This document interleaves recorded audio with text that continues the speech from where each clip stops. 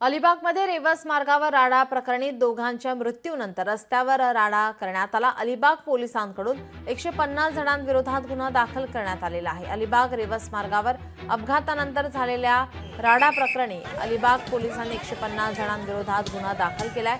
2 दिवसांपूर्वी मानी फाटा येथे कारने दिलेल्या धडकेत मोटारसायकलवरून चाललेले विश्वास पाटील आणि कल्पना पाटील या दाम्पत्याचा मृत्यू झाला।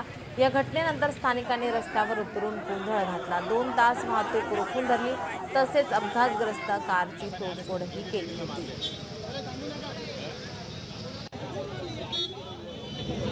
या प्रकरणी आता पोलिसांनी 150 जणांविरोधात गुन्हा दाखल केलेला आहे।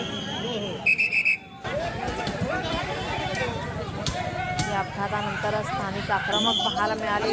अपघातग्रस्त कारची तोडफोड करण्यात आली। बराच वेळ वाहतूक ही रोखून धरल्यानंतर पोलिसांकडून आता कारवाई करण्यात आलेली आहे। 150 जणांविरोधात कारवाई करण्यात आली आहे।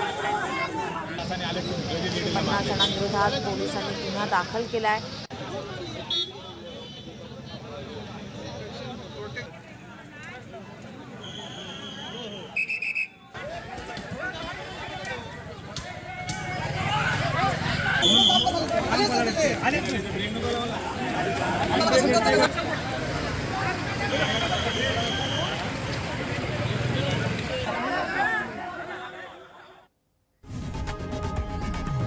लोकशाही मराठी ऐका, पहा, जागरूक रहा।